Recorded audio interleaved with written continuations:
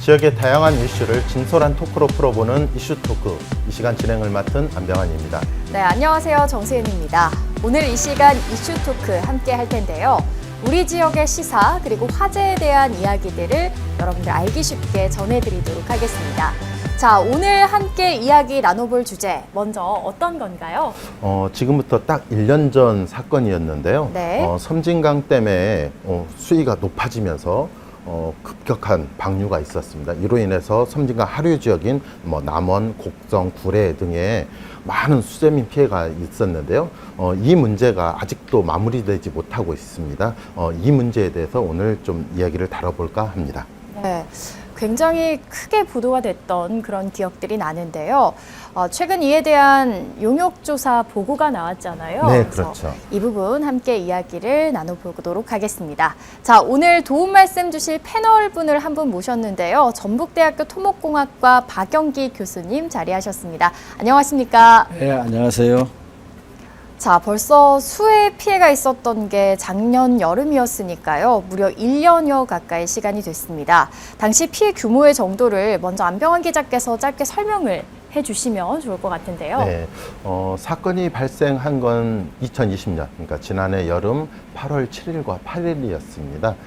지리산권역에 400mm에서 500mm 집중적인 호우가 있었고, 이 때문에 섬진강 댐 수위가 급격히 좀 높아졌습니다. 이 때문에 갑작스럽게 좀 방류가 있었고, 그러다 보니까 섬진강 댐 하류 지역인 남원 금지면 일대 뚝이 제방이 한 100m 정도가 무너져서 전체가 수몰되는 일이 있었고요. 이 때문에 당시 전체 호우 피해가 2천여 가구, 4천여 명, 그리고 재산 피해만 해도 1,600억 원이 넘는 막대한 피해가 발생한 사건이었습니다. 네, 정말 어마어마한 피해였는데요. 최근에는 앞서 얘기했던 피해 원인에 대한 중간조사 용역 보고가 나왔는데, 그걸 보고를 했던 한국수자원학회에서 원인 조사를 밝혔었어요. 이 부분에 대해서도 아마 교수님께서도 직접 참여하고 많은 내용을 보셨을 텐데, 좀 이 결과 보고서가 어떤 내용으로 구성됐는지 좀 설명 좀 부탁드리겠습니다. 예, 보고서가 나왔는데 내용을 한번 제가 간략히 보게 되면 수해 피해 규모가 컸지만 원인은 댐의 구조적인 한계와 관리가 미흡하고 법 제도적 한계 등으로 인하여 복합적인 요인으로 발생했다고 이렇게 나와 있습니다. 그래서 피해를 본 하루 주민으로서는 이해하기가 힘들고, 또 용역을 수행했던 기관들이 직접 원인을 조사해서 나타내기보다는 법과 제도 문제라고만 이야기하면서 했기 때문에 주민들은 책임 회피용이다, 맹탕 보고서다 하면서 아마 강력하게 반발하고 있는 실정입니다.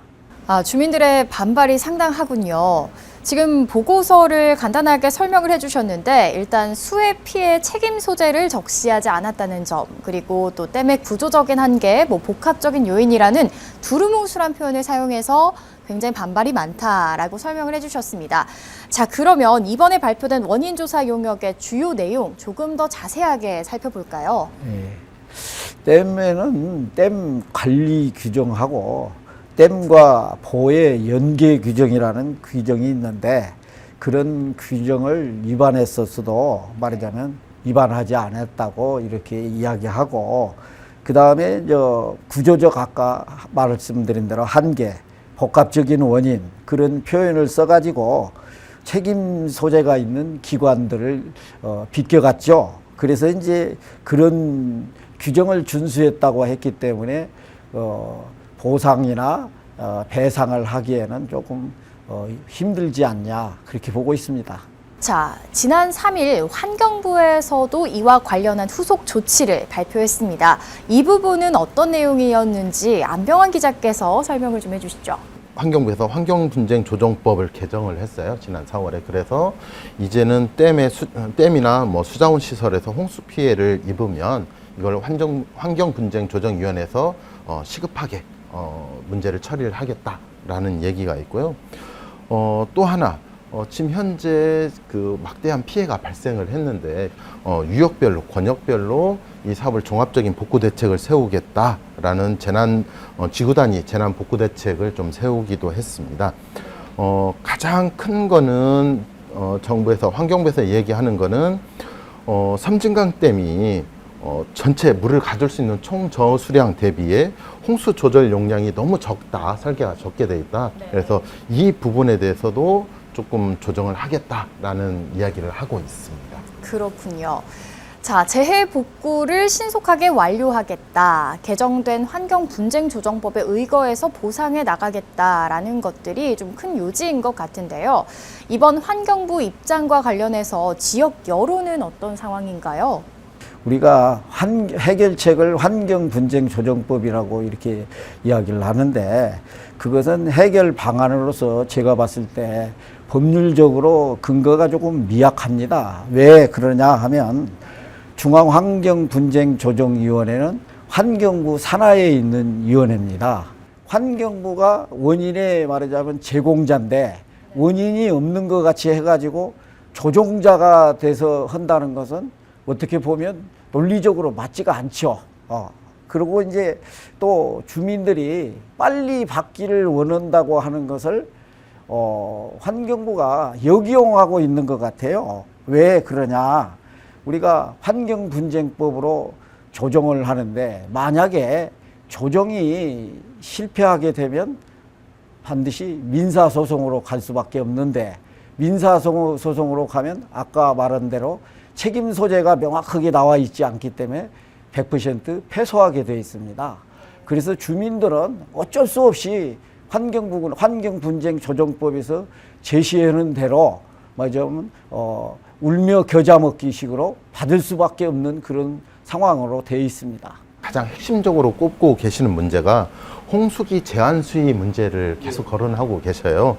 보면은 이 문제를 홍수기 제한 수위를 지키지 않아서 이 문제가 발생한 것이다 라고 말씀하셨는데 이 홍수기 제한 수위라는 게 구체적으로 어떤 의미이고 어떻게 운영되어야 하는 것인지 좀 말씀을 해 주십시오.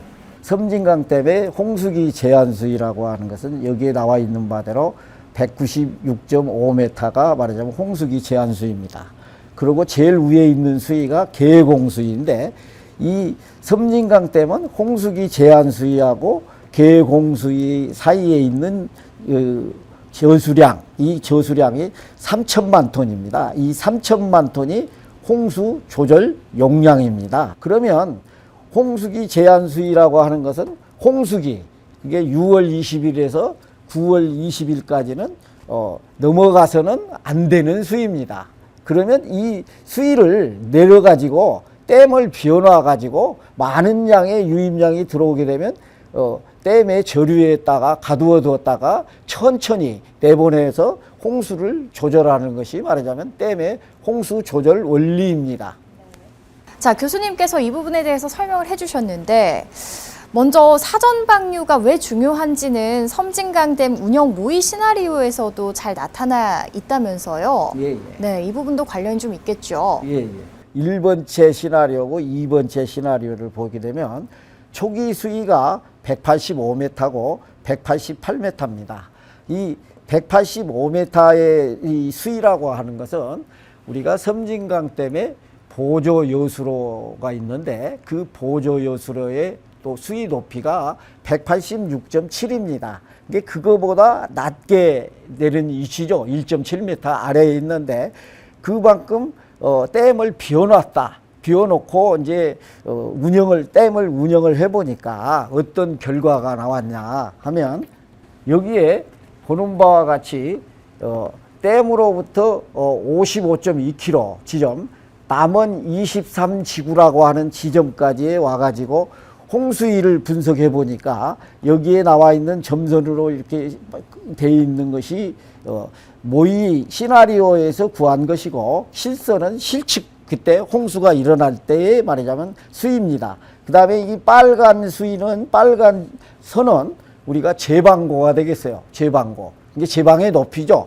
그러면 아까 두 번째 시나리오로 댐에서 방류를 해가지고 그 55.2km 지점에 대한 것의 수위를 보니까 제방고를 넘어가지 않고 있지 않습니까? 그러면 185m에다가 댐을 비워놨으면 홍수가 일어나지 않았다는 것을 증명하는 거죠. 그러니까 이런 시나리오를 가지고 증명을 했는데 제가 이렇게 주장을 하니까 그 답변이 조사협의회 용역사에서 측에서는 시나리오는 어디까지나 하나의 시나리오일 뿐이다 하면서 이렇게 넘어갔습니다. 그러니까 댐의 운영에 의한 그 책임을 전혀 지려고 하지 않죠. 그때 당시의 상황은 네. 과연 어땠는지 그 부분도 교수님께서 좀 덧붙여 주시면 좋을 것 같은데요. 8월 8일 홍수가 난 이제 그 수문 곡선이라고 합니다. 그래서 이제 이게 7월 20일 때 그때 초기 수위가 189m였죠. 그래서 이 위에는 강우량을 나타내는데 두 번에 걸쳐서 강우가 왔고 그 다음에 그때 8월 8일이 되기 전에 3일 전에 이 8월 8일 날 큰 비가 올 것이라고 예보가 이미 돼 있었습니다. 그러면 수위가 계속해서 이렇게 증가한 걸 볼 수가 있겠죠. 그래서 이제 약간 이게 떨어졌는데 그때 이 점선으로 나타내는 수위가 우리가 뭐냐면 홍수기 제한수위입니다. 홍수기 제한수위 아까 설명드린 그 홍수기 제한수위인데 이때 수위가 어느 정도가 되어 있냐면 194m, 194m 정도 되고 196.5고 홍수기 제한수위죠. 그런데 이 많은 강우량에 의해서 갑자기 이렇게 홍수가 이렇게 수위가 올라가게 돼가지고 홍수기 제한 수위를 넘어가고 그 다음에 계획 수위를 초과하는 것까지 이렇게 나와 있습니다. 그 다음에 이제 이 빨간 것은 뭐냐? 유입량이 되겠어요. 유입량 들어오는. 그 다음에 이 녹색은 방류량이 되겠죠. 비가 오기 직전에는 거의 방류가 이루어지지 않고 있지 않습니까? 그러다가 이제 수위가 높이 올라가니까 갑작스럽게 많은 양의 방류를 시작하죠. 그래서 이 많은 양의 갑자기의 방류를 좀 사전에 뺐으면 이런 홍수가 일어나지 않았을 거라고 이렇게 누구나 다 알 수가 있죠. 보면. 교수님 말씀대로 아주 상식적인 부분인데 왜 이 부분들이 이루어지지 않았을까? 그래서 이런 막대한 피해를 만들었을까라는 게 가장 좀 궁금한 거잖아요. 그러면 우리가 댐의 관리는 두 가지가 있습니다. 이수 관리가 있고 치수 관리가 있어요. 그러면 이 두 가지가 균형 있게 조화를 이루어서 댐을 운영해야 하는데 이수 쪽에 너무 치중했다.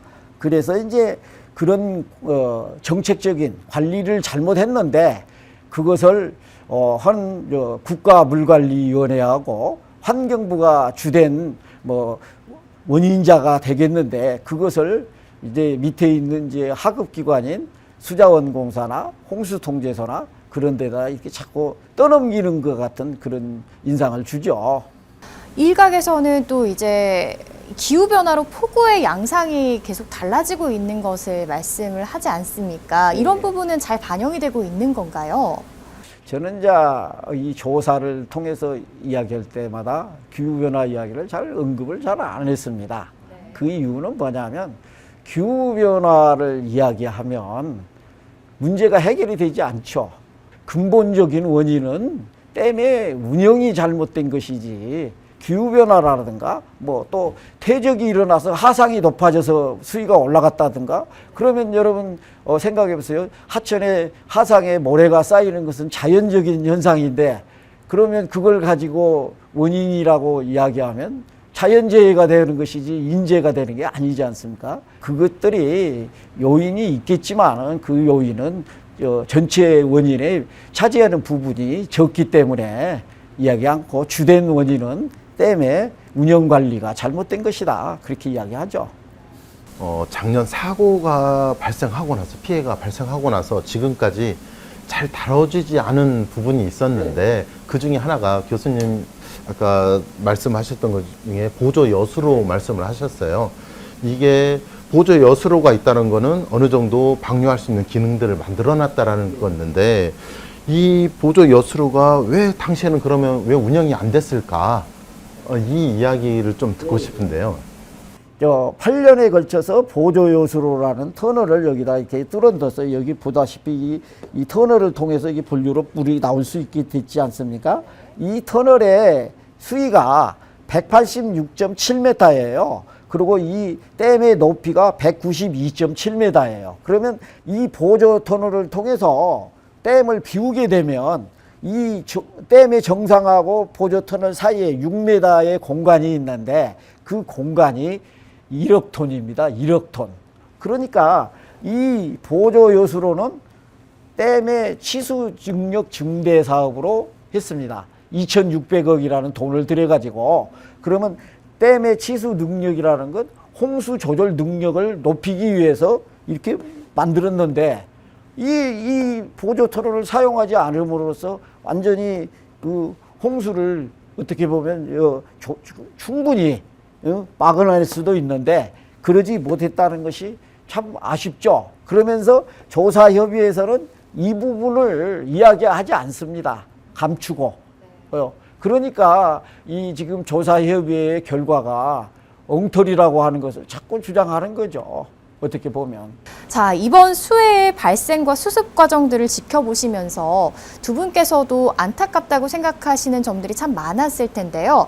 가장 크게 다가왔던 점, 어떤 점이셨을까요? 예, 홍수기에 사전 방류를 실시하지 않았다는 것이 가장 큰 원인이죠. 섬진강 댐은 2011년도에도 무이파라는 태풍이 오면서 이와 같은 현상이 발생됐습니다. 어떻게 보면 9년 만에 다시 발생했죠. 그래서 저는 그렇게 생각합니다.